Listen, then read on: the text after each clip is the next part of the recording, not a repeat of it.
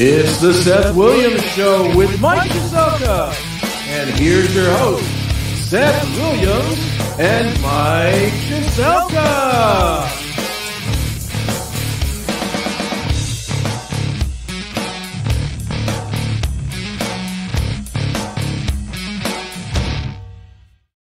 Welcome to another Monday night.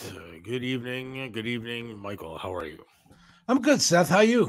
You know what? I'm shitty. I'm just being honest with you. I'm not all that great tonight. I'm not trying to complain or anything, but just been thinking a lot about stuff and decided that as we were talking earlier today, that I think things need to be freshened up here on the show. So I'm aiming for next week or two to changing a little stuff around here, freshening up a little bit, adding some stuff, and I want to get excited about it. Wake it up and shake it up. I agree with you. Yeah, it's time to wake it up, shake it up a little bit, do some different things, add some content, add some segments maybe, and have a little bit more fun and get things going a little bit. I'm all for it. So kind of excited about that, thinking about that a lot. Today was an interesting day. Not just today, the past few days have been interesting as far as people are concerned. I've decided that I'm surrounding myself with a select group of people because Triv, probably the most intelligent guy that I've ever met in my entire life. He may not have sounded like it sometimes because he didn't have the greatest grasp of the English language, as he admitted numerous times. Right. But he was extraordinarily smart, and people didn't understand that sometimes. But he said one thing that stuck out to me, and actually the only real thing that he told me when I got the job: don't trust anybody. And he maintained that the entire time that I knew him.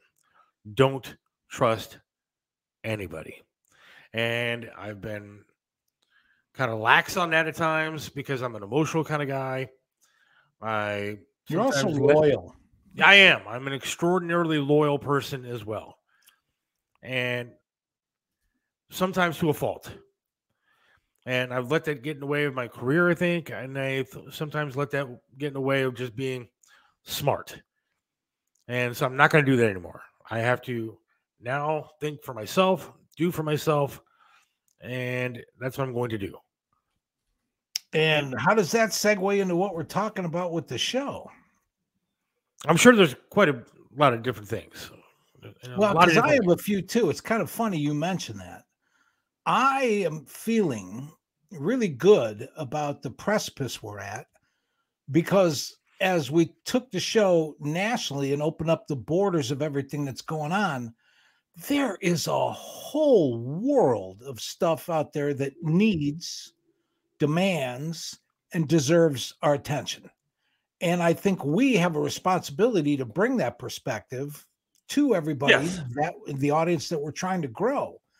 And I'm just going to challenge everybody to just wake up, run with us, stay with us, learn with us, because the only way to broaden your horizons is get out there and take some chances. This is not ever designed to be a show. Well, I'll put it back. I'll put it back. Take it all the way back to when we were talking and you were laying in a hospital bed. I said, 90% of the people that listen to shows like ours, whether it's on the radio or on a podcast or on TV, do that because they sit there like bobbleheads and nod, yeah, because they're hearing and being fed stuff that makes them feel good. All we've ever wanted to do is challenge people, run with people, wrestle with people, stretch imagination and learn from people and stuff like that. And you can't do it if every time somebody hears something that, well, maybe isn't what they were thinking about this morning when they had their cornflakes, you either run away, hang up, or stop listening. Oh, yeah, that's a big problem. That's a huge problem that I have with some people. They don't want to hear about the Guardians. They don't want to hear about Trump. They don't want to hear about this, and they don't want to hear about that. We do the show because, one, we want to talk about the things that we want to talk about. Right. But when I'm getting comments on social media about, well, you better not do a show with that woke left guy that is going to talk all this crap about Trump, blah, blah, blah, blah, blah, or I'm not going to listen. Okay, then don't. Amen to that. Because if we take this thing nationally, there's a whole lot of other people between here and California and here in Virginia and here in Florida that don't care about the Guardians and don't care whether or not we lambast, praise, or do. I mean, I will tell you this. We're here to have a discussion in this show. If anybody gets it, it's because they certainly are going to be called into question, which is why I'll give you an example.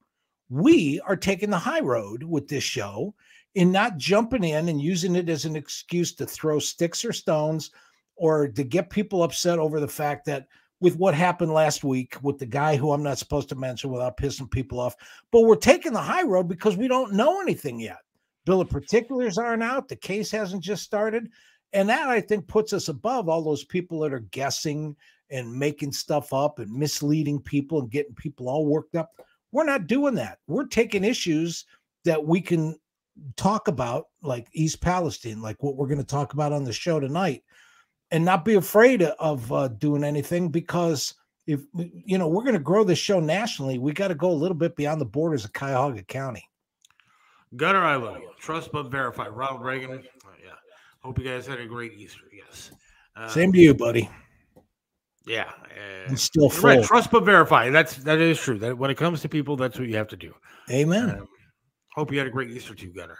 And you know what? You get a comment like this. It's like, we're not wrong. You're not wrong. Your instincts aren't wrong. You're born for this. This is where your talents are. So for you to feel that maybe we just like keep on walking forward and not look to see how many people are behind us, that's the right thing to do, because we're going to be honest, we're going to be fair, and along the way we're going to piss some people off. But guess what? For everybody we piss off, we're going to make new friends too. And look, I'm not just talking about some people like that were leaving comments today and stuff like that, but I'm talking about even other things that have happened the past couple of days.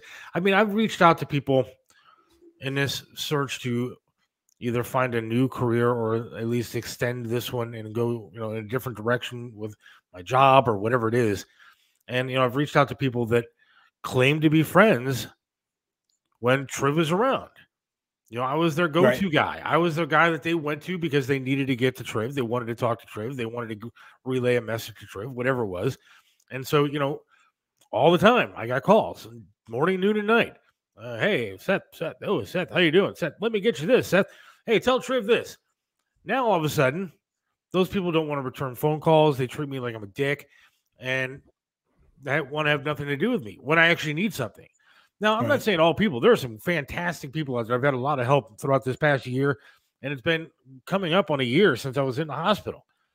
And that's right, yeah. Near death. I mean, this coming weekend, it was actually last Easter that I was in the hospital. And obviously, Easter is a week earlier this year. Right. But coming up on a year anniversary of me being in the hospital, like near death and all that. And since then, I've had a ton of help from a lot of great, fantastic people. And I really appreciate them. Really good friends. And I can't thank them enough. And a lot of people helping out with this show, too. I can't thank them enough.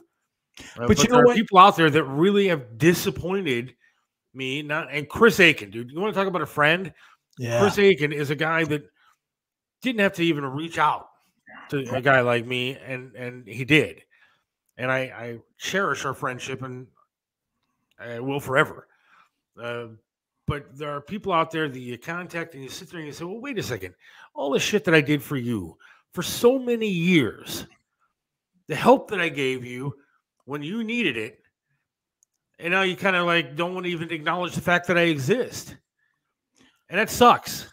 Yeah. And then you've had it reinforced by the public at large, too, man. Oh, yeah.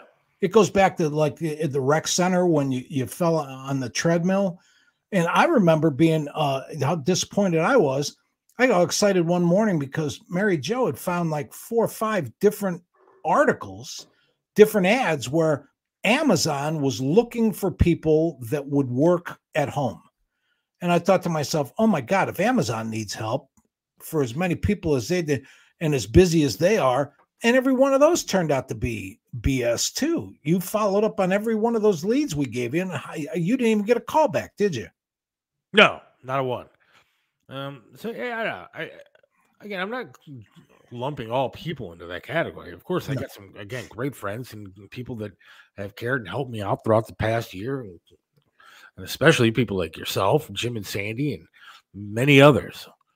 Well, I told you, I'm just waiting for that passport information to clear because that Ethiopian princess, whose dad left her and a whole bunch of money, wants to send me half of that, and I'm going to share it with you. I promise. I've said it on the air.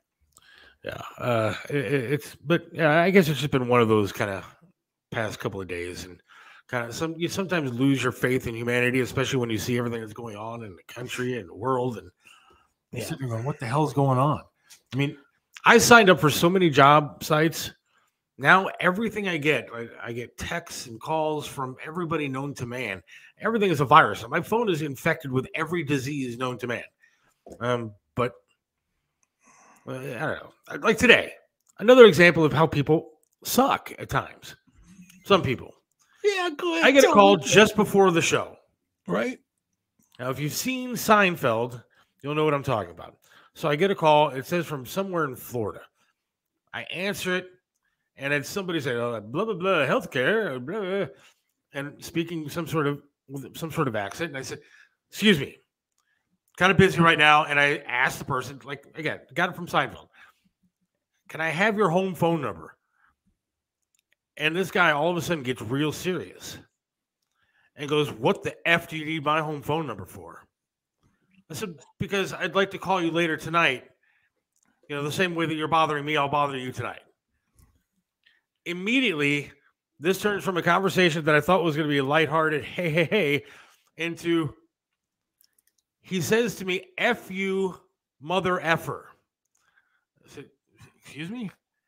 Then he proceeds to tell me, this is a quote now. Now I'm going to make it clean. Right. But he says, "I'm going to take a hot ember and stick it up your effing A and F you with it." Now, this is a call from a guy who is claiming to be a healthcare representative. And that's what he said to me on my phone. Yeah. And when you told me that, I thought to myself, this has to be somebody who's working at home, because I cannot picture a whole bunch of cubicles stacked together in an office and this guy going off like this. But maybe they're all like that. I'm slightly concerned that this guy has my phone number, may know where I live, and is going to come over here and actually stick the hot ember up my effing A and F me with it. I'm hoping not. No, I hope not either, because that's not covered by any policy I know of. No, I don't think Metro Insurance covers that. No. I mean, I can call my representative and see if that is on their list of things. But here's the thing, for the few people out there that still think technology is our friend. How about when you pick up the phone and it says potential spam? Well, if your phone knows that it's a spam call, why do they let it through? Why do they want you to pick up the phone so that they can make money from you for answering your phone? I just don't get that. Now, again, mind you, I'm looking for some sort of work or whatever, and applying for disability and stuff too. And so I'm answering calls that I normally wouldn't answer because I want to see what they are. I need to know who's actually calling me. Now, this guy was something else, man. Now, again, I hope he's not too serious about the F and Ember, but I guess we'll see. I've tried calling the number back since then, and it's just constantly busy. Yeah, and you know what? You're at a real dilemma, because right now you have no idea tonight whether it's going to be safer to sleep on your back or your stomach. Yeah, because it's like, which kind of burn do you want? yeah, a little bit worried about that. Sleep on your side, dude. Luckily, I have a dog, so I can. Oh, jeez. Maybe the dog will protect me. It's like a guard dog. I hope so. Did you see the picture I posted today? Which one? I posted a picture talking about the fact that I got a yes, dog. Yes, and you got to tell that whole story, because I did my part to make sure nothing slipped on my end. But did you tell him how Dad finally found out? All right, so I got this dog a couple of months ago. I'm assuming my dad's probably listening, so he knows. But I got the dog a couple of months ago, and I hadn't really told anybody about the dog because it was just kind of like one of those things. My wife and my daughter went to like a shelter because they saw like I've been really kind of down, kind of depressed, and when you sit around the house a lot, Yep. You get kind of lonely. My wife is out working, my daughter's at school or whatever, and it's not like my phone's blowing up with a whole bunch of people to talk to, especially because the people that I used to work with don't call. So you kind of sit there. Doesn't make any noise. Tortoise does not make any noise, and so my wife and daughter thought it would be really cool to get me an animal, to get me a dog, because I'm a big dog guy. Always been a big dog guy. So they went to the shelter, and they found the perfect dog ever. Now this dog is a beagle. She was a rescue. Sweet. And if you might have seen the story in the news about, there was a guy in Lakewood who hoarded like 41 beagles, and it was all over the news on every channel, all kinds of stuff. And just so happened that one of the beagles was at this shelter that we went to out in Elyria, and as soon as I walked into the room, this dog jumped up onto the glass of the pen that she was in, and immediately started trying to lick my hand, and was the cutest thing I'd ever seen in my entire life. Oh man. So what took her to a little room, and she wouldn't leave my side the entire time. Just sat there, letting me pet her. My wife and daughter were there, but wouldn't leave my side. It was the greatest thing ever. So my wife took her birthday money that she had and said, "I'm going to get this dog for you." Wow. And she did. And since then, she's been the best thing in my life. Cool. Literally everywhere that I go, she's sitting literally at my feet right now as I do the show. And every time I do a show, she sits right at my feet. Wow. Even though people are in the house, walk around, doing her thing, she comes up into the office where I'm at, sits down, and just lays there the entire time while I'm doing the show. If I go, as soon as I'm ready to go downstairs, she goes downstairs with me and follows me around. Wow. So who adopted who? Exactly. So hadn't really told anybody about the whole dog thing. And, her name is Presley because my daughter is an Elvis fan. Couldn't name her Elvis because she's a girl dog. So name her Presley. And it's the greatest thing ever. But I hadn't told my dad. My dad came to visit last week. And not that my dad is an anti-dog person or anti-pet person or anything like that. He loves animals. But I didn't want to tell him because, we've been kind of struggling a little bit. And I didn't want him to get upset that, we got a dog. So it was the first time he was at the new house. And I saw him kind of walking up. And then my phone starts ringing. I'm like, okay, what's going on? So I go and I see that it's my dad on the phone. And I was like, hello. And he goes, I think we're lost. Is your address blah, blah, blah? I said, yeah. He's like, okay, well, then we're on the wrong street. I said, no, I see you outside. He's like, no, there's a dog in this house. Okay. Because the dog was sitting at the window looking out as he was walking up. So then, it was an interesting conversation, but it went well. My dad, again, is a loving guy. He loves animals and stuff. And so it went all right. But I'm kind of happy that the dog thing is out of the out of the closet, so to speak. And I'm sure she charmed your dad too. Dude, you don't understand. This dog doesn't bark. I've heard it bark twice. Wow. Once was because there was a guy that must have looked exactly like our owner. She saw this guy get out of a car when we were at a gas station one time and started barking and growling. Wow. But to everybody else, never growled, never barked, nothing. And then when somebody comes up to the door that we don't know or she doesn't know, she does bark at times. But other than that, has never barked, nothing. Just sits there. And it was like the greatest thing ever. But so that's the dog story. She is a great dog, man. Sweet. I've had one other dog in my entire life. He lived for 18 years. And so that's a very long time for a dog to live. Yep. But I'm excited about the dog. How was your visit with your dad? Hope you guys had a great time together. Yes, we did have a great time. It was nice to see him. He hadn't seen me since I was still in a wheelchair back in early September. So Man, it's nice to catch up. But speaking of, man, I can't believe it's April already. This year just, whoo. Yeah, it's flying by, man. It does fly. What kind of dog do you say it was? She's a beagle. A beagle. And she does like weird stuff, man. Beagles like to dig apparently because she'll find a toy or something like that, and then she'll take it and she'll try to bury it, no matter where it is, whether it's on the couch, in a bed, wherever. She'll just try to bury stuff. Nice. Good story. Glad to hear about pup. Yep.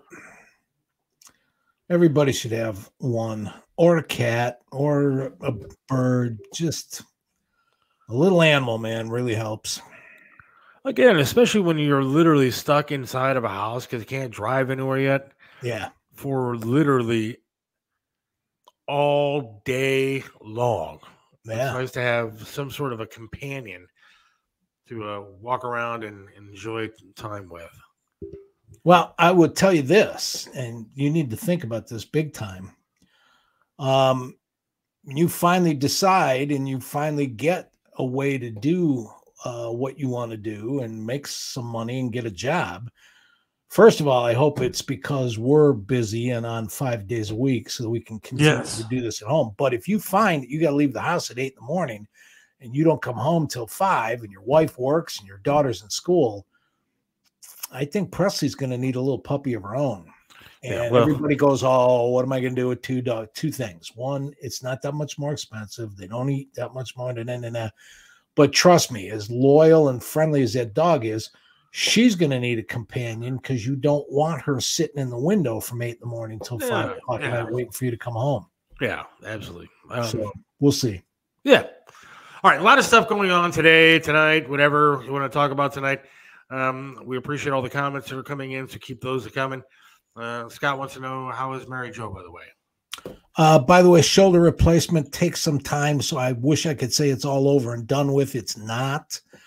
But she's about halfway there. But the big things that were prohibitive, like using a comb or cutting up your own food and all that kind of stuff, she's that much more independent.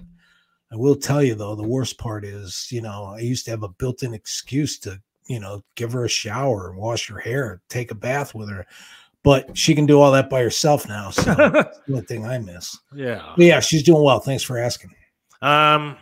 All right, a lot of stuff going on. Comedian Jon Huff is going to be calling in. He's been kind of popping in and out here as I'm watching the screen. He'll be calling in at some point this evening, right? What time? 6 o'clock. He's at the top of the hour. All right, he's been popping in and out. And then we do have a lot of stories to get into. I mean, there's a lot of stuff going on, of course.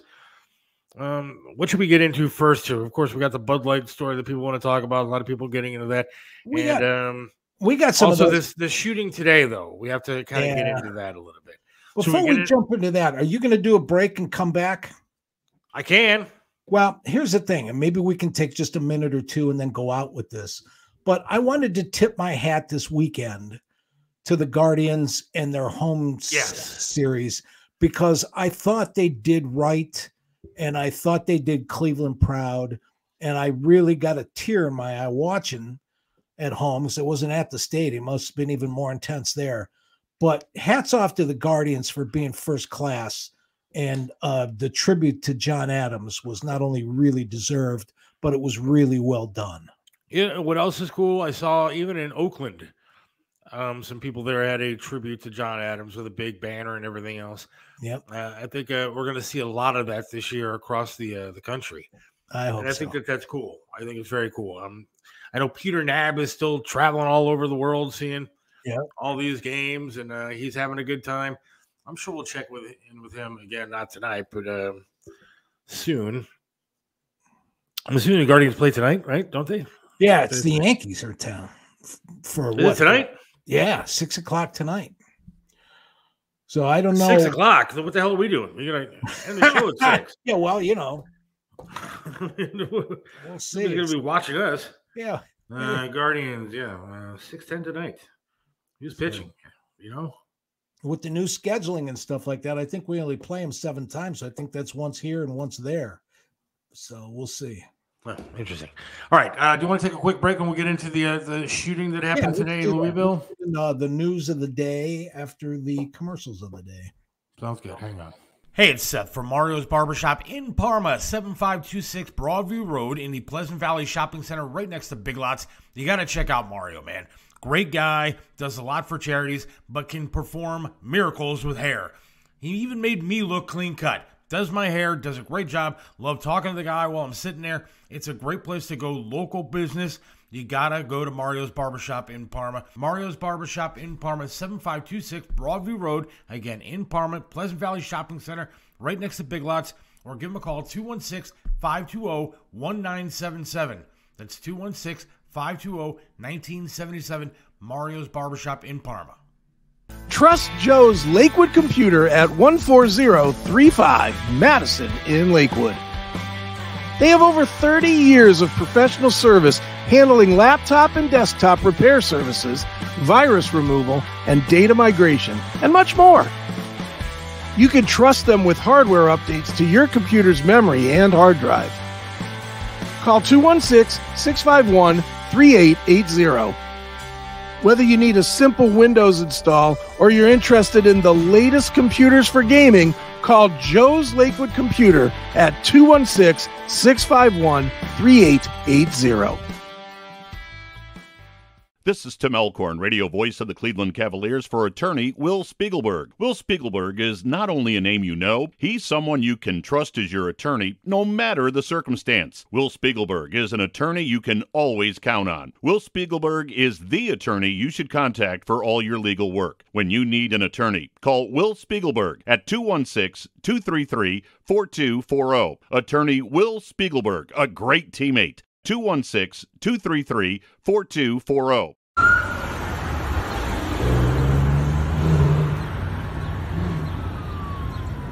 We're back.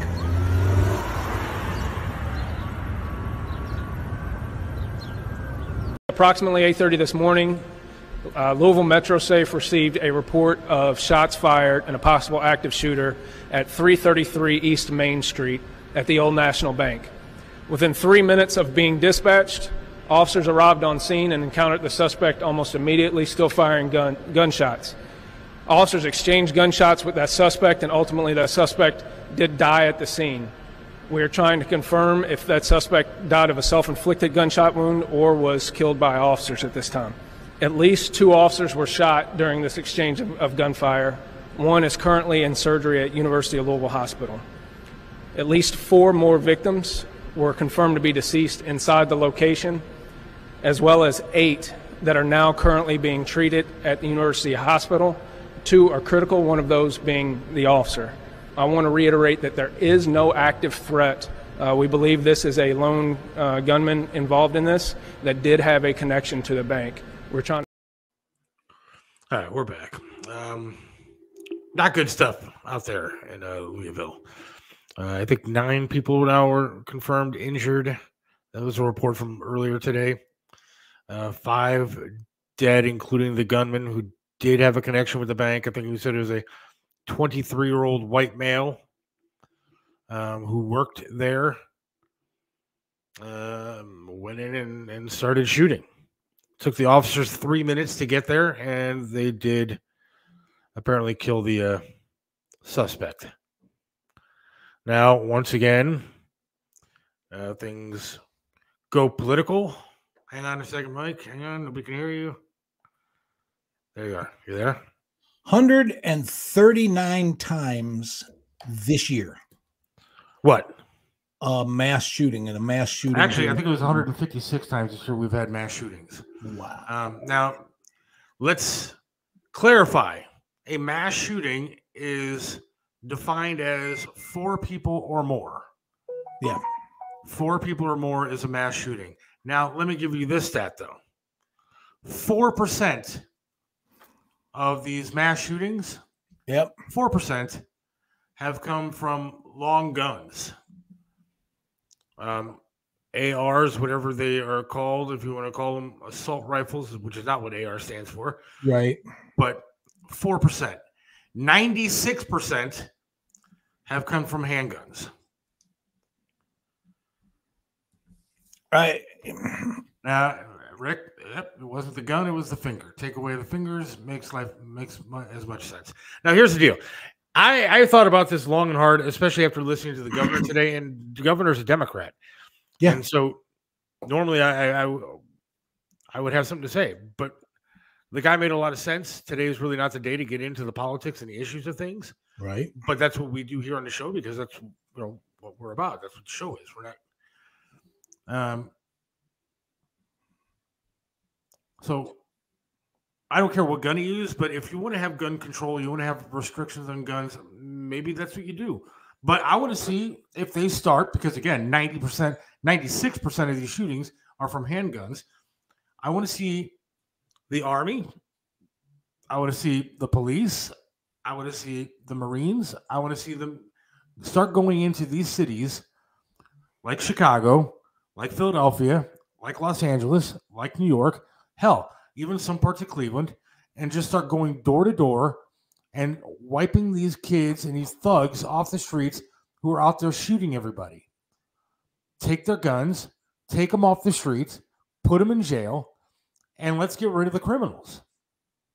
Let's go ahead and do your background checks on mental health problems, and that's fine. This kid didn't seem to have any kind of mental issues. I don't know what his problem was with the bank. I'm sure we'll find out at some point. But let's get the armed forces in and start taking all these kids away with all these guns so all this stuff stops. Instead of going after immediately the law-abiding citizen who has the guns, let's start getting the criminals with the guns off the streets and those guns off the streets. I think that the governor, too, was onto something. But I take umbrage with the knee-jerk reaction that any attempt to do things like background checks, to do things like red flag laws, to do things about having a 7-day waiting period is not going after the legal and law-abiding sportsman, gun enthusiast, gun owner that just wants to protect his life, his liberty, and his property as guaranteed by the Constitution.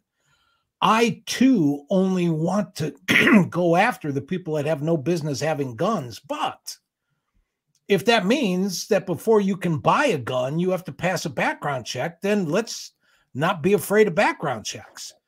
Because just like people that say, well, there's cameras everywhere. If you don't have anything to hide, you don't have to worry about the cameras. Well, guess what? If background checks are everywhere, if you don't have anything to hide, you don't have anything to worry about a background check. Now, see, I am on board with you. I am absolutely on board with you to say that background checks are not necessarily a bad thing. Now, I think it was the Covenant school shooting. The person did have mental issues, mental problems. Yeah. The guns were hidden somehow. They were. But I got to tell you, but again, I'm going to say to you, where is the instance where somebody maybe like this banker kid, 23 years old, right, goes through a background check? He's, again, 23 years old. He's got his entire life ahead of him. Had a good job, apparently. I mean, a banking job is a good job. Passes the background checks, has his guns, gets his guns. A week later, he's fired, snaps, and does what this guy did. Now, I don't know if this guy was fired or not. No, but you raise a legitimate thing. If you pass the background check, that's where you got to draw the line and say shit happens. Right. Yeah, and you do all we can do. I'm not for pushing it beyond the limit because I don't think confiscation does anything except hurt all the wrong people. But we also have to do things to reinforce the fact that and come to grips with the fact that you have to have a mental issue if you're going to walk into a school or a bank or a concert or a nightclub or a Central Park or a parade or any of the places these things happen and start opening fire on people that you don't know. It's the people, not the gun. I don't disagree with all of that. And here's the thing. They are doing studies to see if some of that stuff can be detected way in advance. And they're talking about things that might show up in reading somebody's pupil or doing diagnostic this, that, and the other thing. And I'm not so sure that within 50 years, the science and technology doesn't make them think they can do that. When that day comes, I think if we haven't done anything short of that by then, everybody's going to be ready to say, fine, go get them. Go find all of them and go get them. Now, Gunner has a good point. Guns are the instrument. Where is all this mental illness coming from that a person would do something like this? I mean, look, let's not act like this is something brand new, though, Gunner. This has been going on for a long time. Yeah, but you know what? Shootings have gone on for a long time. Yeah, but there's a reason why they call it going postal, because that was going on for a long time. Right. I mean, this kind of stuff has happened. Now, we have now a 24/7 news cycle where it doesn't matter what channel you turn on, you can find news all around the world. You can do whatever you want to do on TV. And so you're going to hear about this kind of stuff a lot more. Right. Than you did. But it's been going on forever. I mean, this isn't a brand new thing. So I don't know where the mental illness is coming in, but maybe people have been always mentally ill. Well, that's the thing. I think it's like some sort of excuse or it's a distraction. I mean, at my age, everybody used to say that mental illness wasn't an excuse. It's certainly not insanity is a defense, but having an issue or getting laid off or being under stress or pressure, that doesn't rise to guilty by reason of insanity under the law. And 20, 30, 40, 50 years ago when this stuff was going on, nobody said, oh, well, they have a sickness, they have a disease. It was like, there's something wrong with you. We'll all agree with that because you don't murder somebody unless there's something wrong with you, but it ain't an excuse. You're still going to prison. I just don't like the fact that everything now is, oh, people, Jesus, for God's sakes, there's people that can't go buy an avocado unless they have their emotional support dog with them. Oh my God. I mean, it's kind of insane. I mean, I saw a guy the other day. He was getting out of the car to go into a gas station. And he was wearing a mask when he parked his car. I'm staring at this guy. Yeah. He put on his second mask to go inside. Now, everybody, I think, has kind of lost their minds. But at the same time, you're right. I mean, everybody has stress. It's not like there's a person out there that doesn't have something wrong in their lives. Yep. I mean, I lost a leg. I lost my job. I lost my friend. I can't drive. But I've never sat there and thought about going and shooting up something. No. I mean, shit does happen, and most people can handle it. But it seems like more and more people are using that excuse. Yeah. Sort of excuse. Here's the thing. This is the one thing that bothers me is that everybody either turns the gun on themselves or won't stop shooting until they get shot. Because all we can do is guess. The shooter always dies with the thing. We don't have anybody that we can ask, why did you do that? How did you do that? And I don't know. I think we're going to reach a point where everybody's going to have to carry their cell phone at all times. The cell phone's going to be equipped with an explosive device. And if you send out a text that says, I'm going to go down and blow up the school, your phone's going to blow up and kill you before that happens.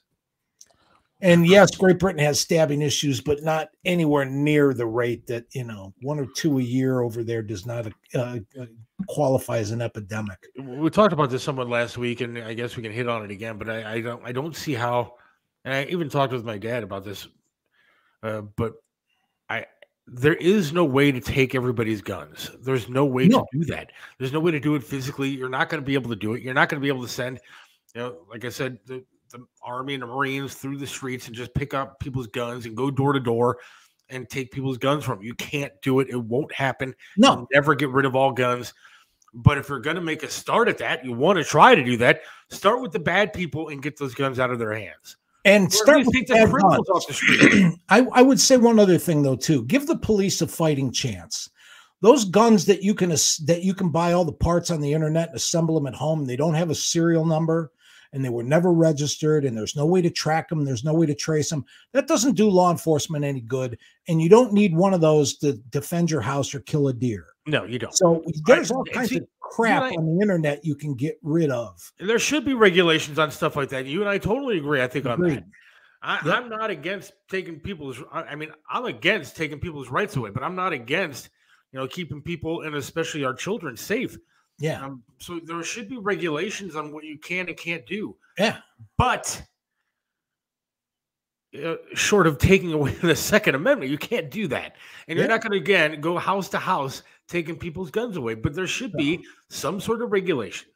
I was watching the news today after this shooting happened in the bank, and the guy goes, well, we shouldn't have guards everywhere at schools and banks. Well, yes, I'm sorry, you should have a guard at a bank.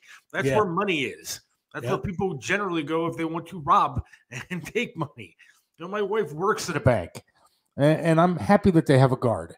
Yep. I think they should have more guards. I told her today that's the job that I want, is to protect her bank, because it would be the safest place ever, because I would protect it like I would protect my home, because my wife works there. I think guards should be places. I think we need more police. Yeah. Here's the thing. If we don't voluntarily work together to find a way to become more civilized, more supportive, God forbid, use the word more loving, more caring, more respectful about each other, the only way we're going to ever stem the natural inclination is with snipers. We're going to need somebody on every corner going, enough is enough, because that's going to be the only way to. And here's a couple of sobering things to think about.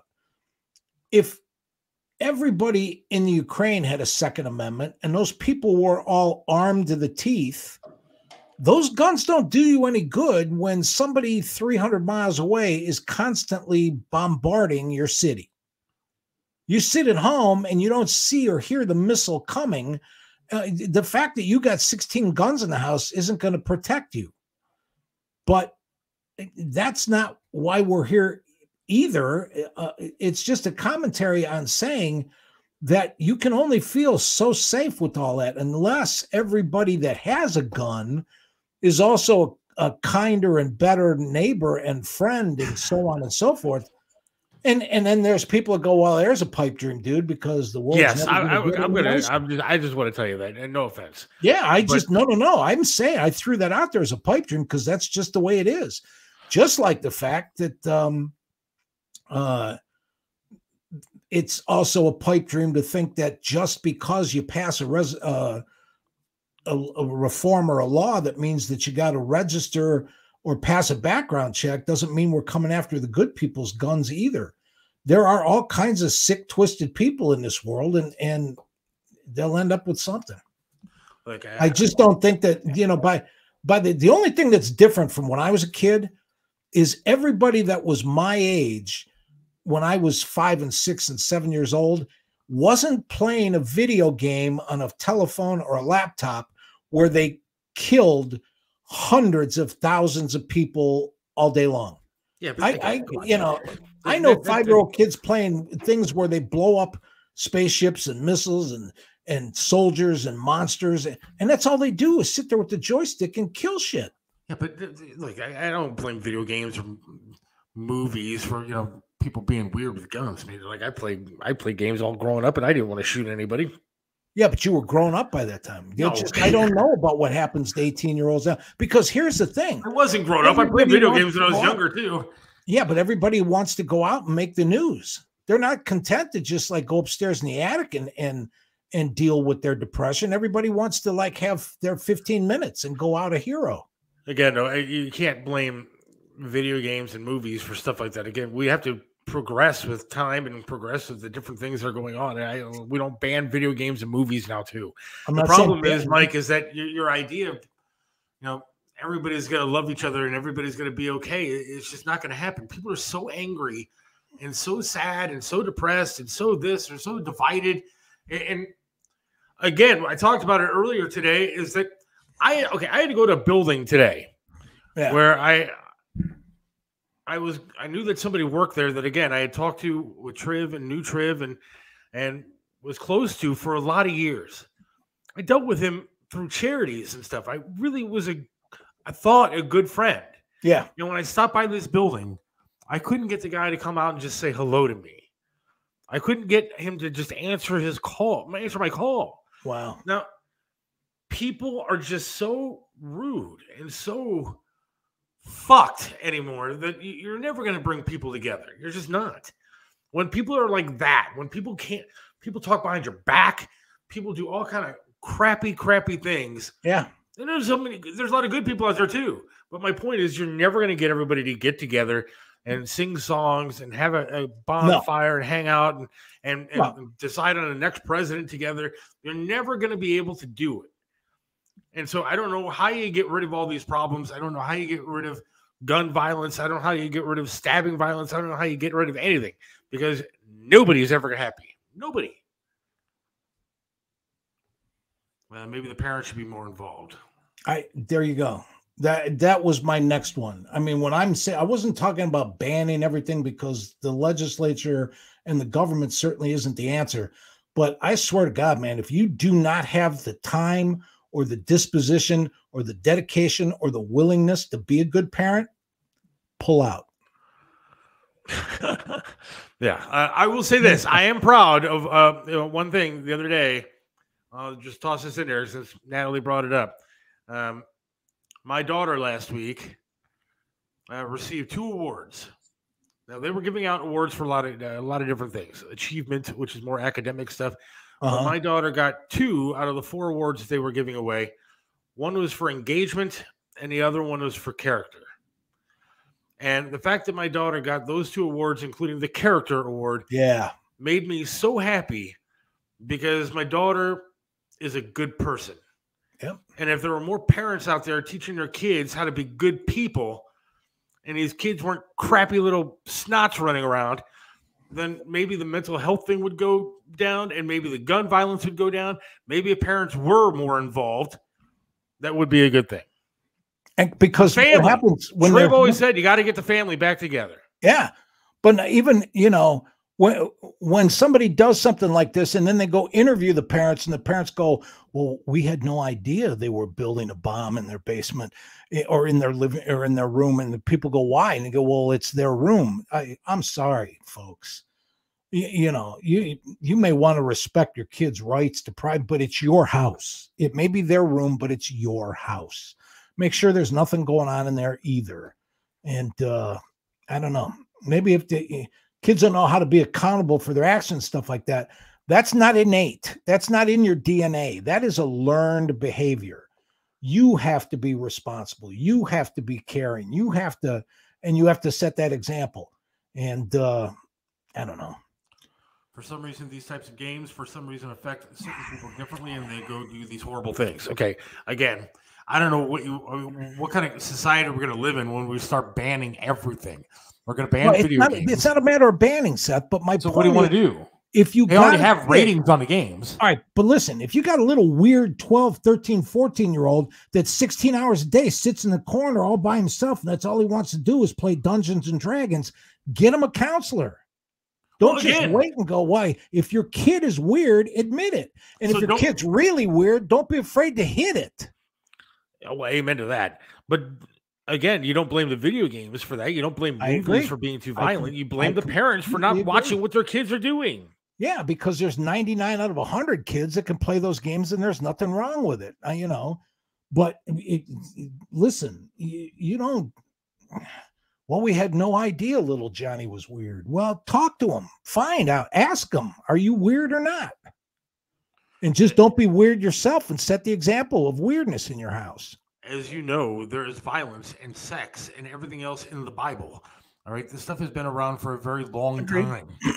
Amen. So Cain killed Abel. There are 4 people on the planet, and they were in paradise. It didn't start with Call of Duty. Exactly. So you got to be careful what you want to start getting rid of. Yeah, you notice I haven't said ban one time. No, I'm just saying what Natalie had said was, Yeah. And so I just want everybody at home to notice that there's a great big gap between being involved and banning everything.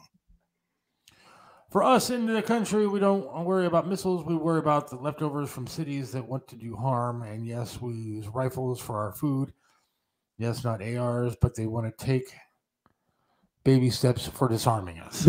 See, I disagree with that, because nobody has ever knocked on the door at night, and it's not because you resist every single thing. That's as much of a myth as saying that, there shouldn't be any involvement at all. Nobody is going to successfully be able to take away everybody's guns. That's when it's time to get your gun out and use it. Like I said before on this show, we fought a revolution because they were going to raise the price of tea. If they start taking people's guns away, that's a call to arms. But in the meantime, there's nothing wrong with some of the registration and background steps to keep or try to identify as many weirdos that shouldn't have guns ever in their hands. Yeah, I've been thinking a lot about this lately because of the past school shooting and then what happened today, and I can't sit here and say to take guns away from people, but I can say that the regulation maybe isn't a bad thing, but what regulations that needs to be worked on, but you just don't start banning guns. You don't start taking stuff away from people. I don't know. Never. Because you know what? As sick and weird and twisted as this country is, and in every attempt to find a new way to make a buck, some sicko is going to put out a lottery or put odds on where the next horrible thing's going to happen, what city it's going to happen in, and there'll be a payoff. And that's as wrong as everything else is too. But that's the kind of stuff that happens when you don't do anything. Thank you, Rick. Appreciate it. I kind of want to go buy a gun tonight after I got that call from apparently Florida, who said he's going to do that thing with the hot ember with my backside at some point. Well, at least you get a gun and not Vaseline. I mean, eat both and a hose. I don't know. Sick, dude. I'm slightly concerned about that call that I got. Gunner, what happened to use a gun, get 3 years? We are not prosecuting these people, DAs, or letting them plead out. No consequences. Absolutely. Come on, Mike. You know the law. You've been a criminal defense attorney. You know what it's like. That some of you've seen it going on. Philadelphia, New York. A lot of these DAs anymore. LA, huge. They're letting criminals go. They're not prosecuting them. They're letting them go with these bail laws. They're doing all kind of things to make it easier for criminals to walk. Well, first of all, bail is in the Constitution just like everything else is, because all bail is supposed to do is guarantee that you will show up for court. Now, repeat offenders and stuff like that, that's a complicated issue. Because nobody wants to hire anybody once they've got a record. And the problem is this: 99% of people that go to prison are coming home. I don't care if the sentence is 3 years, 5 years, 7 years, 12 years, that person's coming home. And if they can't rent an apartment and they can't find a job because, well, you've been to prison, then that means that there's going to be trouble down the road because there's nothing left for them to do. There are some brilliant things being done in this city.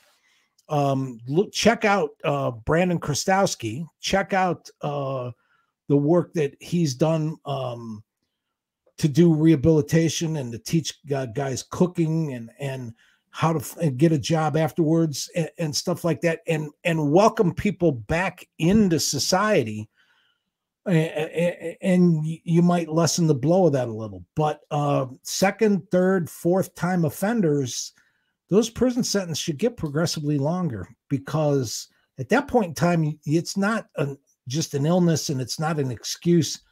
You're making some really bad choices that are dangerous to everybody else. I mean, if you watch the news for any period of time over the past year, you've seen criminals that are going out there and they're repeat offenders but they're hurting people. They're killing people in some instances where they've been let out of jail early, or they haven't been prosecuted at all. A lot of these people that are doing these smash and grabs and going into stores and just stealing whatever they want because they can. There's no consequences right now for people. None.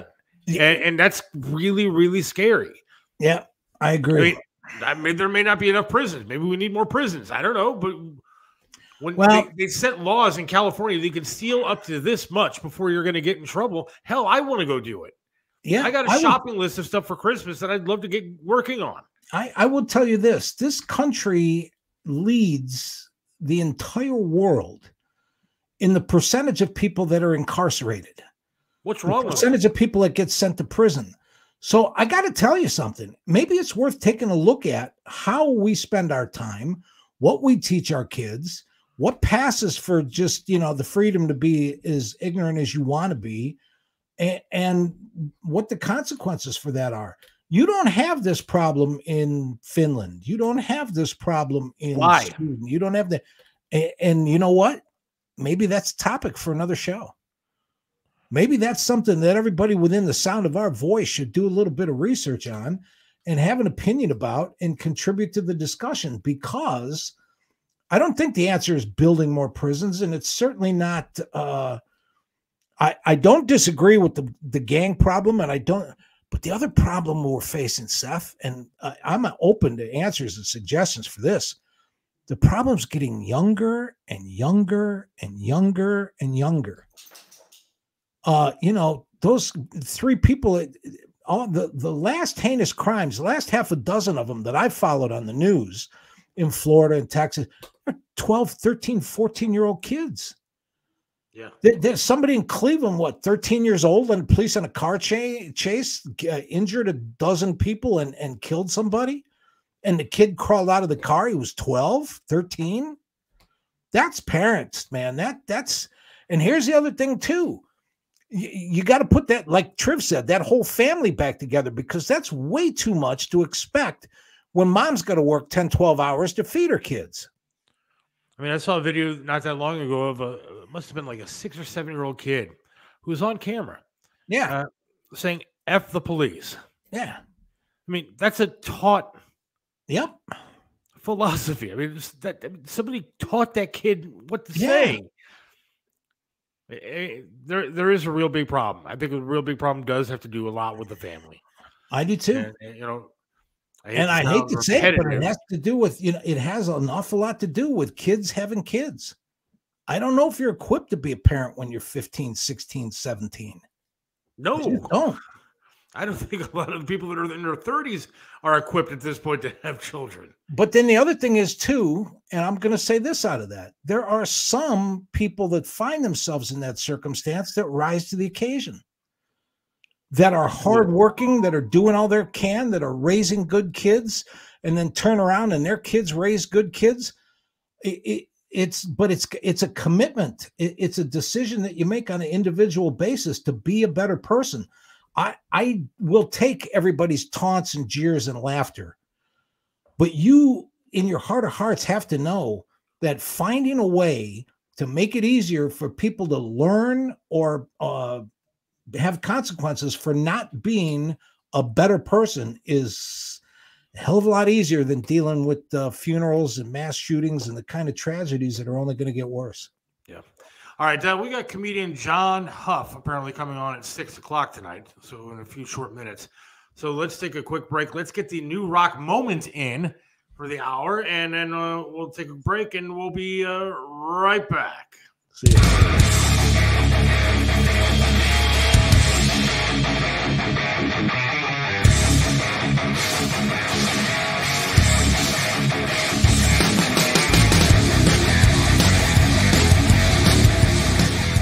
What's going on, everybody? Chris Aiken here with another edition of the New Music Moment right here on the Seth Williams Show. And today we are going to feature a band known as Red Rain. Some of you may have seen this band before because they do play somewhat in the area. A lot of Pittsburgh gigs. They do play somewhat in Pittsburgh quite a bit, even though they're from Virginia. But they make the drive to come up. They're a completely independent band. They're really, really a fantastic rock band. They're getting ready to release a new album here, probably the middle of this year, but they've been working their EP, which is simply called Red Rain, for about 4 years now, and they've toured with bands like Tesla, they've played with Dokken and those types of bands, Jackal, Quiet Riot, etc. So they've played with a lot of bands that you might know. They tend to play Jurgles a lot over there in Pittsburgh. So if you've ever gone to Jurgles, you might have run into Red Rain. Kind of a classic sounding hard rock slash metal tinged band. They're led by singer Bubba McMichael, who's really fantastic. Just a great band, great solid effort. They're a little bit older guys. They're kind of our age, maybe a little younger than me, but they're in their 40s range, which means that they're seasoned, and they really are a fantastic band. So why don't we do this? We'll play their single, which has been a hit. It has actually done quite a bit of business for them on the internet and out there on like online radio and whatnot. So let's check it out. This is their single, Not That Way. And this is Red Rain right here on the Seth Williams Show.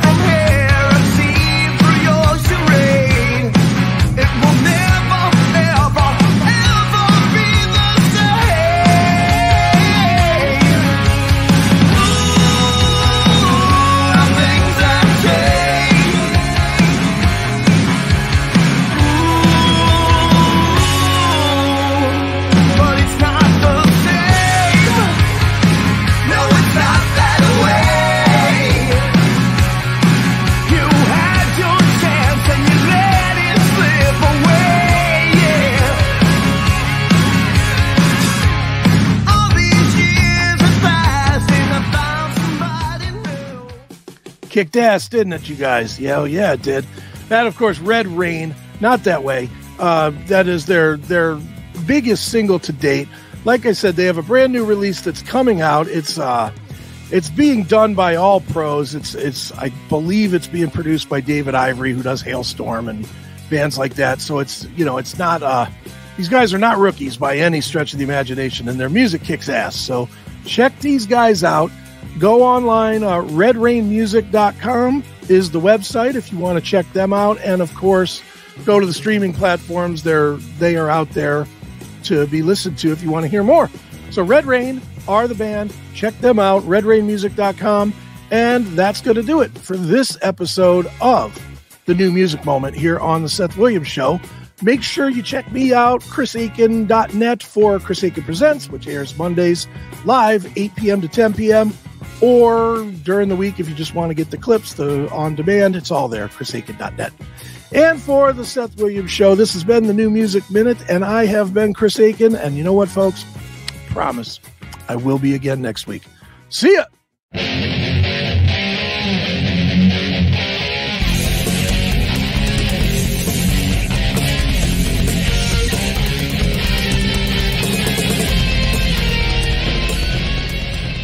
What separates Triv's restaurant in Strongsville from everybody else? Some restaurants you go to eat the same thing over and over and over. But then there are restaurants like Triv's where you want to go there every single time and eat something different until you have eaten every single item on the menu. Why? Because the food's delicious, and it has been for almost a quarter of a century. Triv's has amazing food, outstanding service, and an opportunity for you to have private dining, special events, and intimate occasions. You can enjoy a memorable fine dining experience in your own dedicated, intimate space. Visit Triv's in the heart of Strongsville. Call now for reservations, 440-238-8830. Triv's in Strongsville. Joe Burdick custom flags are amazing. Each flag is handcrafted to reflect the imperfect perfection, making each piece of patriotic wall art unique. This is a local small business, veteran-owned and proud. Joe Burdick creates symbolic artwork that is built to last. Display your spirit, pride, and patriotism by calling 440-305-2065 and let Joe's Flags serve you. 440-305-2065. Joe Burdick Flags. Let me introduce you to Charlie's Auto Repair. Any car, any truck, any problem, Charlie's does it right. You know how it is. The check your engine light comes on, you put air in the tires, and the light is still on. 216-470-0170. That's Charlie's Auto Repair, 13728 Madison in Lakewood. Charlie can do it all, from small engine repair to fleet maintenance and system diagnostics. Winter is here, so call Charlie's Auto Repair for snow plowing needs. 216-470-0170. Charlie's Auto Repair. Let Charlie make your car great once again. Right back here, the Seth Williams Show with Mike Cheselka. And a lot of comments still coming about parents and everything else. We'll get back to this. I also want to get into the Bud Light ordeal with the... well, we'll talk about it. Yeah, right now, though, we have comedian Jon Huff joining us. Comedian Jon Huff, how are you, my friend? Hey, how you guys doing? Good, John. Welcome. Well, thanks for having me, man. Appreciate you, man.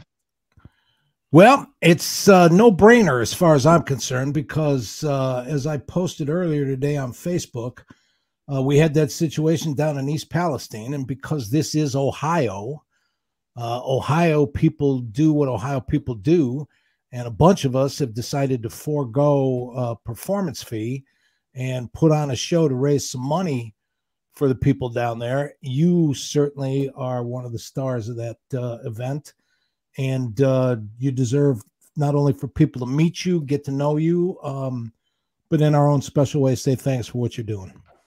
I appreciate that, man. Thank you, man. How long you been doing this? I've been doing stand-up now almost 11 years, man. Yeah. I'm from Cleveland. I moved away for a long time. I was out of the business for a while because I went to law school, but man, the way the world's going today, I want back in a big way. So I'm looking forward to sharing a stage, Seth. Most of the people on the bill and stuff like that, working with John will be great again. And like we've talked before, we're doing 4 shows to raise some money. That 5th show we're going to do free for the people in East Palestine. And even Natalie said, welcome to the show. So 11 years, man. Yeah, it's cool. It's cool having you on. I appreciate you doing this show tonight. I appreciate everything you're doing for the charity. I think it's cool. How'd you get involved in this? I had an ear for comedy literally since I was little, man. But I decided to get involved like in 2012. I heard about this open mic they were doing out in Liberty, Ohio at Shakers. Okay. And I wanted to, I had some friends who was doing it. And so I signed up for this open mic 2 weeks in advance. So the whole 2 weeks, I just like kind of like barricaded myself in the house. Like, this is like really what I want to do. So I kind of like, I would just watch the stand-ups after stand-ups. I go home for work and go straight to the Richard Pryor, the the Bill Cosby, DVDs. Like, this is something I was like always serious about. And then I was having my doubts too, because like, I don't know if people know me outside stage. I'm a little shy sometimes too. So, and people always told me I was funny. You should do stand-up. You know how you get those signs, how people telling you can do it, you can do it. Yeah. And I'm like, I can't. I mean, I can be funny around people I know, but it's like, it's different when you go around a bunch of people you don't know and try to tell jokes. I know it's like some sort of method, some sort of art to it. So I had to kind of like really like study it. You know what I mean? Well, at least you took it seriously enough, paid your dues. There's a lot of people just need therapy. Oh yeah, I still take it very seriously. I've had my cuts and scratches with it. I had my fallouts, my beefs, but it's mostly been a great journey though. The perks is pretty good. Outweighs the bad. You know what I mean? Just like any other job. It's hard, but being on the road is cool too. Traveling and opening up your world, that's probably one of the nicest perks. Yeah, that's definitely a number one perk of stand-up. And, meeting different people, going somewhere different, even like... You don't take offense to stuff then, right? You have a thick skin if you're a comic, right? Oh, yeah, I'm pretty... I was always like that. I never let words bother me. Like, to me, words are just words. Everybody entitled to their own opinion. I've had people say stuff about me like he ain't funny but it's like, but you can't. I mean, you're like, at the end of the day, they're just critics. They can't do what we do, Mike. You know what I mean? Amen. So we win in either way. I tell you, the first time I tried to do stand-up comedy, I went up there. I still remember one of the first jokes I ever wrote. And I walked off stage and I knew instantly that I had stuck up the joint, but it felt like home. It felt like home. And it's like I couldn't stop going back. That first joke, by the way, is I went to a Chinese porno film. And an hour later, I was horny again. So that's not going to get you very far in this business, but like that audience and that stuff, what a rush. It felt like home. That's pretty funny. I remember the first time I went up, I think I got a little bit of laughs, but it wasn't. But I caught the bug from there. But I think it was like remember I was telling you at the open mic, and it was like 18 comics on it, and I was like the last comic. Okay. I was so nervous, and I remember I got so drunk too, so I was a little like sloppy. Yeah. But I still did it though. And after that, I was like, wow, I caught the bug from there. Like, I want to keep doing this and doing this. Like you do corporate stuff too, don't you, John? Corporate. I don't believe I've done any corporate shows. Okay, I was gonna say first of all, I think that market's drying up because nobody works in big offices anymore. But I had a guy hit me up last year about doing a corporate show, but he never got back to me. Okay. What's your give us a good road story from being on the road? Good road story. Well, let me ask it this way: instead of just do you also write material while you're on stage? Stuff come to you when you're up on stage? Nah, it never comes to me. It always comes to me it comes to me everywhere else but on stage. Like I could be like at work. I could be at work and a joke will come up in my head, and I try to immediately try to write it down, and then sometimes I forget. Like, oh man, that joke was funny, and then I forget. Yep. Or I could be I could be like in church or at a funeral, and sometimes like something funny will pop up in my head. It's very true. I'm one of those type of people. Like most comics, we can make jokes out of any situation. Right. All right, I'm going to ask because I'm getting some people texting me. So please don't take offense to what I'm about to ask you. All right, I don't want you getting mad at me. You're not in like an area of disease, are you? Because I'm worrying about the mask being on your face there. I'm just wondering because those things don't work. I didn't know if it was a fashion statement or if it was just something that went with the sweatshirt or. I always wear when I'm actually at work, not on the clock. Well, we're good on this interview, but cool. Yeah, I only mostly wear it when I'm at work. I got kind of like accustomed to it. I'm used to it now. Like before, when I wasn't wearing it, I didn't want to wear it. Everybody used to yell at me for it. Even my job sent me home one time for not having one on. So it's like, okay, from now on, when I'm at work, I'm always wear this mask. Because I know it does well for ladies. I've seen some ladies out there that, man, you put that mask on them, I'm all about that girl. As soon as she takes that thing off, I'm like, all right, see a dentist, put the mask back on. But you know what? Am I the only one that went through this during the pandemic when everybody was wearing a mask or you couldn't go into a grocery store without wearing a mask? I really gained a little bit of appreciation of that whole Muslim culture thing because after 9 months and not seeing a woman's whole face, she'd take that mask off and it'd be like, oh, wow, because you got to finally see their whole face. That really was a turn on. All right, it was just me. Fine. Okay. I don't know. Everywhere that I seem to go, it was like I went to a gas station. I put my mask on because, I was doing what I was told to do. You got to put the mask on. Do what you're told. Do what you're told. And I said, okay, I'm going to do what I'm told. I went into the gas station I always went into every morning on my way to work because I worked through the entire, pandemic. And everybody in there had their mask down. They're drinking coffee. They're having a good time. The other day, I went into the hospital for therapy because I got to go to therapy there at the hospital. And they're still big on, you got to wear the mask, Right. And I got yelled at actually for not wearing a mask as I'm walking in. I sit down in my doctor's office and the nurse comes in and he's talking to me. And he goes, I said, I'm sorry for not wearing a mask. I took it down. I got yelled at, but whatever. He goes, don't worry about it. They don't do shit anyways. And this is a nurse that was telling me this. Right. I was like, all right, well, then I'm not wearing this thing anymore. I'm done. Throw it out. Never going to happen. Hey, you know what I like about the mask thing though? Yeah. You can actually hide from people that you don't want, or you don't feel like talking to. Yeah. I think that's the best part to me, because that's another reason why I still work. Because sometimes I see somebody ID, you see somebody, you don't really feel like, you don't want to be seen sometimes, or you don't feel like talking. So I throw it up right here, and then I just creep out. Sometimes they still recognize me though, because of the eyes they said. John, what's the stage you want to play but haven't yet? Scott wants to know. I would love to do any stage in the world, Madison Square Garden, or that, or I would say the Gotham or the comic live strip out in New York. I'd love to do that. That'll work. You got to get out to Vegas. You got to play out in Vegas or something. Oh yeah, I would love to do Vegas too, man. I got a mask story for you, Seth. This is my favorite mask story of all time. Guy comes in to my office when I was practicing law and said that he was charged with robbing a bank, but that he didn't do it. I said, okay.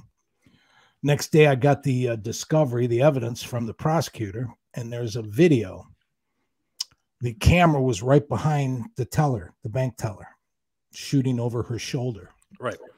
Next thing you know, here comes my client, walks up, looks to the left, looks to the right, pulls up his mask, and tries to rob the bank. I told him, dude, if you can't figure out to put your mask on sometime between when you leave the car and get to the front door, maybe you should try another line of crime. Yeah. Bank robbery is not for you. Well, where are you playing? Are you playing out this week, or where are you playing? I know tomorrow we got the show with right. We're gonna be in Columbia, Ohio. Yep. We're doing the Ohio Comics Stand Up for East Palestine show. I'm on there, Mike's on there, Jason Monturno, Steve Swanson, forgot who else is on there. Jay Bach is the one running it. Shout out to him. He's the one that put me on the show. He's producing it. Yep. There's a few other comics in that area, but it's going to be at the Columbiana Cultural Collective place. Yep. And it's at 7:00. And the people that want to come through, they can come through. They just ask it if everybody makes $20 donations. Yep. For the people, yeah. And then they can use the receipt to get in. Scott wants to know if you're going to be playing in Cuyahoga Falls, because he has tickets for that one.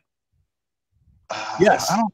We have one of the fundraising shows is in Cuyahoga Falls, so he'll be able to see the touring show. I don't know if you're going to be able to make that bill, but the reason why I was going to ask is, where are you when you're not doing for East Palestine? What do you got coming up? Where can people see you? I know this Saturday I'm going to be in Cleveland. Okay. At the Old World Tavern in Euclid. It's like Cleveland, Euclid, same thing. Yep. And then April 16th, I'm back in my area. I'm going to be in Struthers at Tangiers. I'm doing I'm hosting an open mic comedy. I hope I'll be at that one. I want to come see you and work with you there too. Definitely. You're more than welcome, bro. And April 29th, I'm doing my other venue, Eastside Civics in Youngstown, Ohio. And that's going to be at 9:00, $5 at the door. Cool. All right. Well, I appreciate you coming on tonight, man. Much appreciated. I appreciate you guys having me, man. I'm going to have to dig down deep for that Crazy Roll story, man, because this was so much fun. There's so many. I can't really pick just one. You know what I mean? Well, this is cable, dude. You don't have to be clean. You can just tell it like it happened. But no, that's cool. All people got to do is go to the waystationinc.org. The waystationinc.org. They could donate there. Go to the other section. Put in EP, East Palestine, whatever. Donate, hopefully $20. Get you your receipt, and you can get at any of these comedy shows. So it should be cool. Yeah. One last thing I want to add, because John, between being humble and a little bit shy and stuff like that, is not on here just tooting just his own horn. But he works pretty tirelessly and has done a lot to open doors and make sure that comics starting out and comics that deserve work and stuff like that have a chance and a place to stay. When he MCs a show, there's, enough good people on it. You ever see his name associated with a show, it's definitely worth your time and your money. Go see it. I appreciate that, Mikey. Thanks, man. You got it, bro. All right. Well, thanks for coming on tonight. We do appreciate it, my friend. And hopefully we'll see you soon. You're welcome, man. Thank you guys again for having me. I appreciate you both. Thank you. You got it. All right. Jon Huff, thank you so much for coming on. We do appreciate it. And we'll be back in 2 minutes. We got to talk about this Bud Light thing. All right? Yeah. Hang on. What's going on, everybody? It is Chris Aiken from the Classic Metal Show and Chris Aiken Presents, and every other show that you've ever watched on the CMS network, I think. And while it's fun to talk about music and stuff, sometimes we got to get a little bit serious here. And this is one of those times. Anybody that lives in Ohio is certainly well aware of what's going on over in East Palestine. And the CMS network, as well as the Seth Williams Show and Classic Metal Show and Chris Aiken Presents, and really everybody on the network, we are participating in a charity to help raise some money for the people of East Palestine. Ohio Comics Stand Up for East Palestine is the charity. It's being put on by the Way Station, thewaystation.org. What it is it's a series of comedy events that are going on through the next month and a half to raise money for the people of East Palestine. You can see on the flyer where the events are going to be. They're at various comedy stops around northeastern Ohio. It's a great cause. All of the money, every penny of the money that is raised, goes to help the people from East Palestine to get everything from air filters to water to, getting their soil ready for planting and the things that they do. So do yourselves a favor. Give yourself some good karma. Do them more of a favor than yourself. And donate. Won't you go to thewaystation.org? You'll see the donate now. Click the donate now button, and right on the screen that loads up, you'll see where it says to donate some money. Donate a little bit of money. Your donation will act as your ticket. So whatever you donate, it'll get you in the door for any one of these comedy events. It's a great night of comedy. Even if you don't give a damn about the event itself, you certainly can give a damn about having a great night out. So go do it. It's cheap and it's helpful to the community, and that's what we expect you to do. So go do it today. Ohio Comics, stand up for East Palestine. TheWaystationInc.org, TheWaystationInc.org. Check it out. We are back. Seth Williams Show with Mike Cheselka. Thanks to Jon Huff for coming on. Bud Light, a little bit of involved in a little bit of a scandal, if you will. Wouldn't you call it that? Oh, I think it's more than that. I think it's a little bit of irony, but yeah, it certainly didn't do well for the people that used to be their marketing team. They all got fired. There you go. Yeah, so let's hear from one of the people on the marketing team. This is a video that I pulled from today. One of the VP of marketing, I believe, talking about why the change in the advertising angle, I guess, if you will, going with a drag queen? What? Trans? Yeah, that'd be a trend. They're not all the same. I understand they're not all the same. Yes, I can distinguish the difference between black people, and I know the difference between. Well, not every trans is a drag queen. I didn't say that. I'm just saying. Okay. So I want to say that. Wrong one. Oops, wrong queen. Wrong queen right there. That's a different queen altogether. I'm a businesswoman. I had a really clear job to do when I took over Bud Light. And it was, this brand is in decline. It's been in decline for a really long time. And if we do not attract young drinkers to come and drink this brand, there will be no future for Bud Light. So I had this super clear mandate. It's like, we need to evolve and elevate this incredibly iconic brand. And what I brought to that was a belief in, okay, what does evolve and elevate mean? It means inclusivity. It means shifting the tone. It means having a campaign that's truly inclusive and feels lighter and brighter and different and appeals to women and to men. And representation is at sort of the heart of evolution. You've got to see people who reflect you in the work. And we had this hangover. I mean, Bud Light had been kind of a brand of fratty, kind of out of touch humor. And it was really important that we had another approach. All right. So, there they have VP of marketing. Well, I hate to throw a big monkey wrench into what people think might have happened, but here's my dilemma. Everybody jumps all over my ass and says, oh my God, you communist, just let the capitalists make their money, as much money as they want, any way they want, and on and on and on and on. But when Bud Light decides they're going to do a campaign to maybe attract and make the money from everybody that is, not traditional in their sexuality, people go outside and Kid Rock shot up a couple cases of Bud Light with a gun, and people said, oh my God, I'll never drink this beer again. And now one of those conservative people said, damn it, they're just capitalists trying to make a buck. Leave them alone. And I thought that was pretty funny. Look, I'm all for capitalism. I say leave them alone because I think they're killing their product. One, I think it tastes like garbage anyway. So God, yes. Jesus, that was never good beer. It was just don't cheap. Care. Unless they want to advertise here, in which case it'll be the best beer I've ever drank in my entire life. And I'll put on a wig. And yeah, there you go. And I don't need to grow bigger breasts, but I'll do my best. I'll do whatever they'd like me to do. But I just don't think it's a good business move. Although it has produced some of the funniest TikTok videos I've ever seen in my entire life. Yep. Of guys drinking beers that all of a sudden turn into their wives. I have said more than once on this show that who we really need to be paying attention to is advertising, because they plant the seeds and then they come back later and harvest the crop. Case in point. I think part of the backlash and part of the minority, the white people being threatened, is because all of a sudden on TV, you couldn't see four people riding in a car together unless one of them was black, one of them was white, one of them was Oriental, and one of them was God could only know. And that threatened and pissed a lot of people off, because in the neighborhoods they lived in, they never saw that. They just literally never saw that. And they felt like stuff was being threatened and pushed down their throats.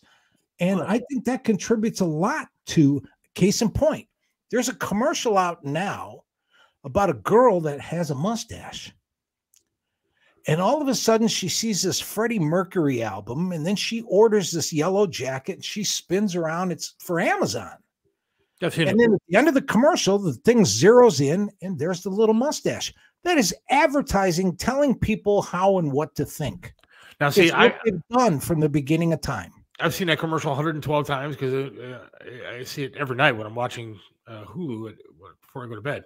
I've never even noticed the mustache, to be honest with you. But I have a different opinion than you on this. Obviously, I think that we are now pandering to the vocal minority and ignoring the majority. Why? Because why are we doing that? It's to prove a damn point anymore, and it's stupid. No, you want to sell your beers? Will pander to anywhere they think there's a dollar. Okay, if you think that's gonna create more people buying Bud Light, it's wrong. You're wrong. I mean, what's gonna happen is you're gonna piss off the majority of the people that actually enjoy the beer, whoever those people are, and they're not gonna buy it. because they feel like they're being pushed aside because once again, the woke left wants to take control of this situation. You can't blame the woke left. Just you like can absolutely blame the woke left. Look, transgender may be a thing now. Well, we had McDonald's on, and they were going to automate every place. And I said, if you don't like nobody working there and everything being automated, and you not even knowing what comes out of the building because it's a machine that hands you your order, then everybody should stop supporting McDonald's and go to Burger King. And everybody that called in laughed their ass off going, you're never going to get people to not spend their money at McDonald's. So don't tell me now that it's because people are woke and people are going to stop drinking Bud Light because they're sick of the liberals. It's not the liberals. Wall Street is not liberal. Wall Street, though, wants to make $1 wherever it's at. No. Every time we bring up these social, you realize that transgenders are like the minority here, right? You do realize that, of course, just because it's the cool topic of the day, where people actually, it's all of a sudden in to be transgender, doesn't mean that the majority of them are going to start buying Bud Light because they put a completely stupid agree. ad out. But quit blaming the liberals for doing that. Blame the capitalists. If they put a white person and a black person together in a commercial, doesn't mean that all of a sudden white people and black people are going to go start buying a product. They're doing it to prove a point, to pander to the vocal minority, so they don't be. They're not accused of being sexist. So they're not being accused of being racist. They're not doing it to be defensive. They're not being accused of being anti-trans. They're doing this because they don't want to seem insensitive to this woke left society. And they're not going to make any extra money on this. They're going to lose money on this. Okay. Between you and me, I think you're dead wrong. They're not doing it to be defensive, Seth. They're doing it to be offensive. Wall Street runs the advertising corporations. Wall Street wants to groom. You talk about people being groomed. Forget the kids in elementary school and who reads to them. It's everybody that sits at home tonight. Wall Street and the advertising agencies are grooming you to be how they want you to be. It ain't the liberals. It's capitalism without a conscience. They're the ones that are telling you every time they show you a commercial for another pill, ask your doctor. Ask your doctor if this is right for you. They say things in those commercials like, tell your doctor if you're pregnant. How can somebody be your damn doctor if they have no clue you're pregnant? My point is, it's capitalism that is telling us how we are supposed to be. It ain't because the liberals are in charge of shit. If it was a White Claw, I would understand. There you go. And if it was Blue Moon, I'm all over it, you know? Look, I just think that they're hurting their brand by doing something like I agree. This. And what they're doing, though, again, I truly believe is pandering to this whatever this. I don't want to call it a fad because people will get mad at me. But this new wave of whatever it is that's going on. This new that's all it is. It's a wave of stuff that's going on right now. All this stuff comes and goes. If it, in a year or 6 months, it'll be something different that's out there. And it's on the drawing boards right now on Wall Street, and it's on the drawing boards right now in advertising agencies. And it's not because liberals are in charge of shit. It's because advertising agencies play liberals against conservatives, but in the meantime, they tell you what they want you to do and how they want you to be. I'm not even going to say I wish, because that's not it. Liberals don't run Wall Street.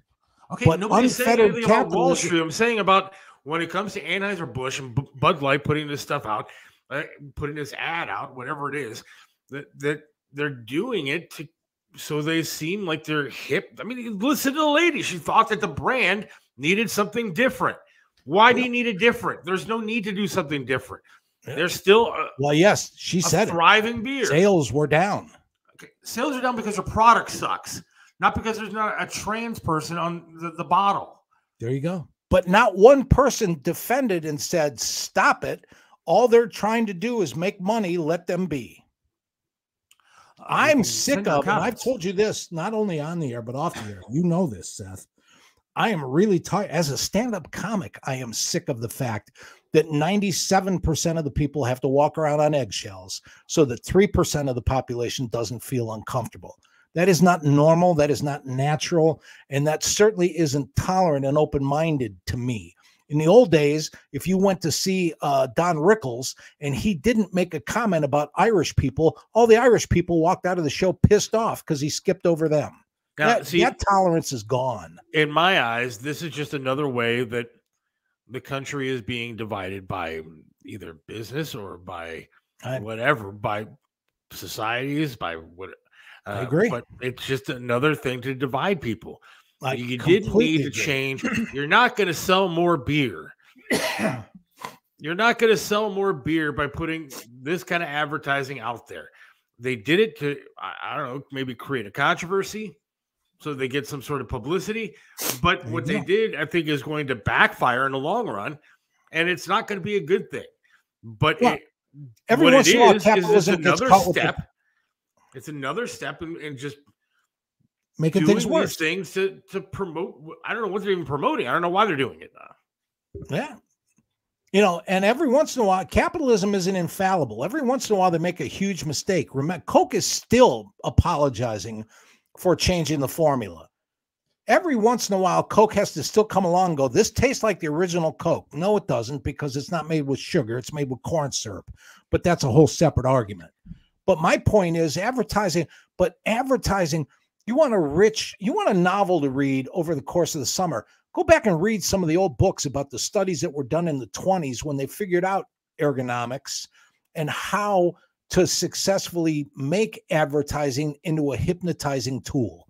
That was done on purpose, and they've been doing it ever since. And you know as well as I do, if they decided to come out with that, let's put a transgender guy as the spokesperson for Bud, that campaign started a year ago. It just happened to be in the news the last couple months when it came out and everybody reacted to it. But those plans were in the making long before it was ever an issue. They create the issues to divide us. It's not the liberals and it's not the conservatives. It's because they're probably buying something cheaper. I beg to differ. There's really nothing cheaper than Bud. I don't know if you can, you can buy a 3-can of Bud Ice for like $3. So 3-pack of cans, big cans. Yep. Like Ice House. That is very, very cheap. Yes. But it's kind of tasty, and you really don't notice the taste after a couple of them. After 9 of them, they all taste the same. They all taste the same. It doesn't really matter. So I told you that, this is a funny story. I told you I've been doing little DoorDash stuff on the side to make some extra money. Right. And the other day I had I don't drive, so my wife is doing it, but I'm the navigator. But the other day, I just wanted to tell this story because it was hysterical. Got an order, had to drive 12 miles. 12 miles. Okay. From a little liquor store in Parma somewhere. All the way the hell out to like kind of where we live, a little further than where we live. Okay. The person who ordered this wanted 1 can of beer. A can of beer. Spent probably after fees, tip, the cost of the beer, everything, probably spent close to $20 on a can of beer. Got there, the person was already hammered, so probably doesn't even remember ordering the can of beer. But man, that's hardcore.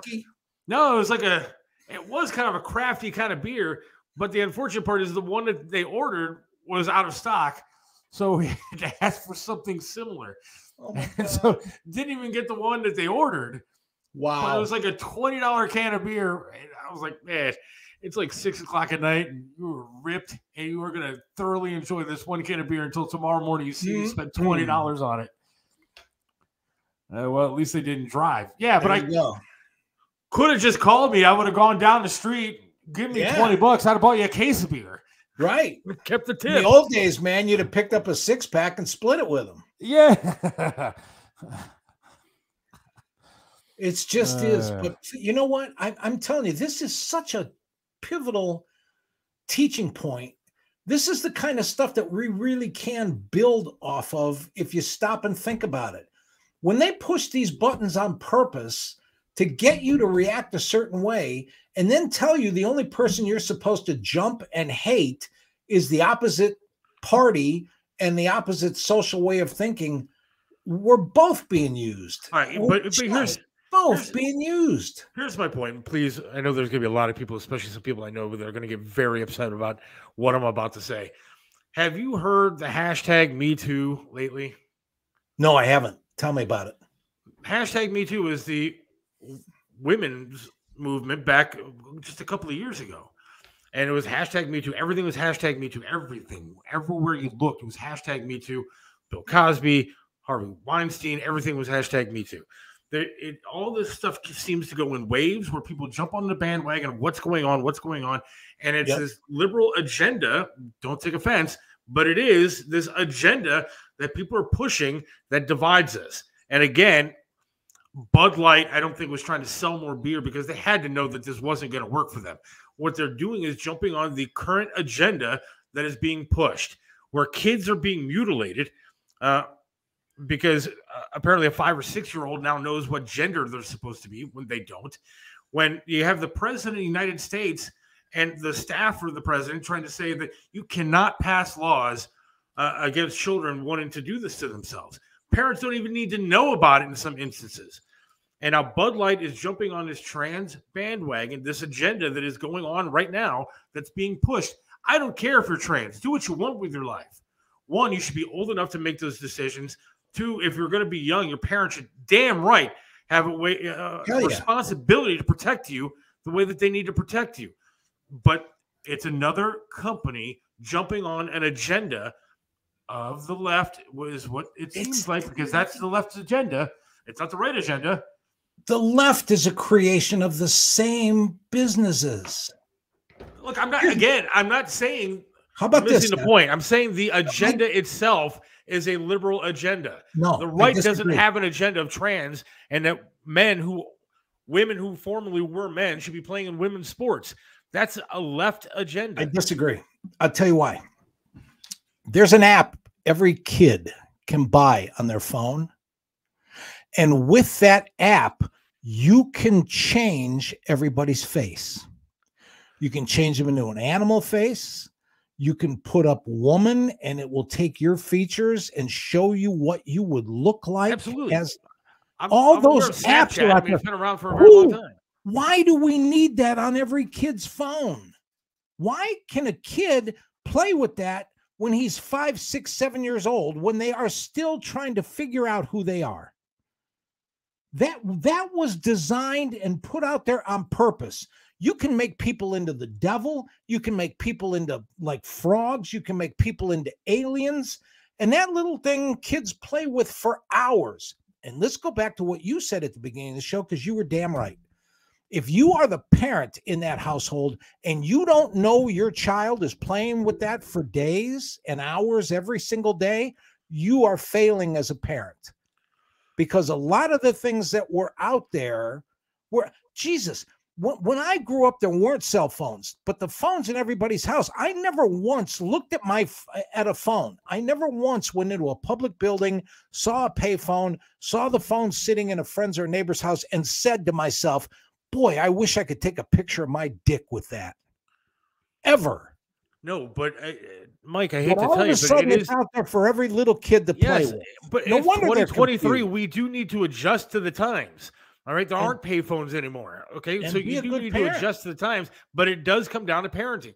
But I also have Snapchat on my phone, and I used it to actually take a picture of myself looking like a woman. I posted it online when I worked for the radio station. Took one of my boss and posted it online. But I never then said, you know what, I want to be a woman.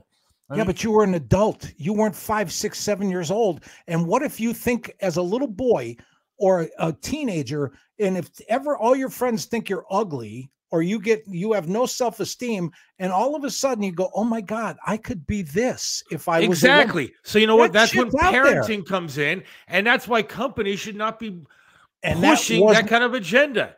And that's not because liberals are in charge of anything. That's because business will do anything for a buck. And if it ruins our kids, they don't give a shit. And that's what's wrong with that. Are they or not? Are they not pushing that agenda, or pushing that is an okay way to live and an okay way to be? It's different. I hate to tell people, and I hate to get religious on you, and you're a religious guy. Yeah. I don't care. Again, let me qualify this by saying I don't care what the hell you do. Whatever you do behind closed doors is your business. Right. It's fine with me. It doesn't matter to me what you do. Yeah. That's okay for you. It's different for me. God created things a certain way, though. Parts fit for a reason. All right. There's a reason why reproductive things work the way that they do. That's the way God designed it. Yeah. All right. If there's something else going on in you and you feel differently, then that's for you to deal with and for you to handle and everything else, and go be whoever you want to be. But I think when it comes to companies and politics and politicians and presidents pushing that agenda on people is where I have a problem. Stay out of my damn bedroom. Stay out of other people's bedrooms. Do what you want to do in your own time and be who you want to be. But I don't think it's right for companies to be pushing it and glorifying it for children. I don't think it's right for politicians and presidents to be pushing it and glorifying it for children. Go be who you feel like being and make that a family decision and make it something that parents discuss with their kids or you decide as an adult you want to do. But when companies start making money off of it and promoting it like this is something to glorify, I have a problem with that. So do I. And here's my point. Conservatives don't stop it and liberals tolerate it. Not stopping it and tolerating it are opposite sides of the same coin.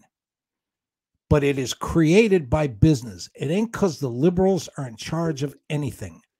It's anything for a buck. And in order to make a buck, you have to nail two things together that have never been nailed together before. That's what's new, different, and exciting. And as business goes through and makes up all this shit, and it doesn't get stopped, and it gets tolerated, both sides are equally as wrong. And that's been my point since day one.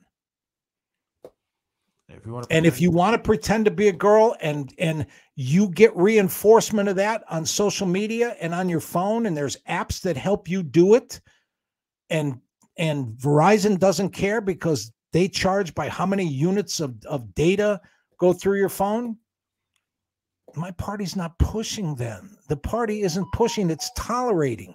If everybody's going to be around and we're going to let that shit happen, it's just like people, we have to tolerate people that have guns and kill people because that's just the price you pay for things. If conservatives aren't going to stop it and liberals are going to tolerate it, both sides are equally guilty of not affecting a change. Change comes when we stop being enemies and do things and fix things together. That's been my whole point since day one. And on a lot of things, deep down, we're not that different. You're born the way you're supposed to be and you live your life. I completely agree. But I'll tell you this. All the science also indicates that pure homosexuality is not a learned behavior. It's a born behavior. Now, are there things wrong with the science and evolution of being human? Yeah. Just like people are born with cleft palates. And people are born without arms or legs, or people are born with two heads, and twins are born conjoined. There are all kinds of defects in the natural world, but you accept those people once they're there. When business starts to create the market for that, that's evil, but it ain't because the left is right, and it's not because the right is wrong. It's not, it happens and is decided before we ever get to vote. And look, by the time it comes out, it's too late. I am going to say it for the 100th time tonight. I don't care what you are or what you do. Amen. That's not my problem. I don't care if you're gay, you're straight, or whatever you feel like doing is your business. I think that the government and business should stay out of our bedrooms. You have a product, promote it, but stay out of our damn bedrooms and seriously quit telling our kids that it's okay to start mutilating themselves at 5, 6, 7, 8 years old. And when they don't have the ability to understand the consequences that are coming with those actions. And business is the one that came up with the pill that makes it easy for a woman to terminate a pregnancy. Yeah, I don't like that either. That's but that's topic for a different show. That's business in our bedrooms, and that's what I mean. It's not the Democratic Party of 10 years ago. Mike, you have to agree with that. This is not Kennedy's Democratic. Give me a week. Give me a week.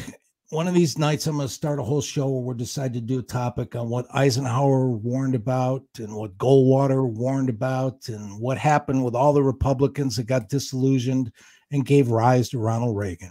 It is a lot deeper than just 10 years ago because I've been watching and playing this game for 60 of them. All right, here's the deal. I'm going to play this new rock moment again because we're trying to get this thing sponsored. And then we're going to call it a night for the night. But what we're going to do is Wednesday night, we have Tony Masaccio coming on live. He'll be somewhere great to eat once again. I think I know where he's going to be. I think he's going to be eating some Mexican on Wednesday night. So we'll talk to him. And then next week and in the coming weeks, there's going to be some changes. We're going to freshen things up a little bit. We're going to make things even better, add some stuff. And I'm excited about it. Me too. And then we're going to get into some deep discussions. We got some good guests coming up we'll get into, and we'll get things rolling. So thanks, Mike, for tonight. Appreciate it as usual. You too, bro. Everybody listening, watching, appreciate it. And God willing, we'll talk to you Wednesday night. I'm excited as we move forward here. All right? Me too. All right. It's the Seth Williams Show with Mike Cheselka, and we will talk to you on Wednesday night. See you. Good night, everybody.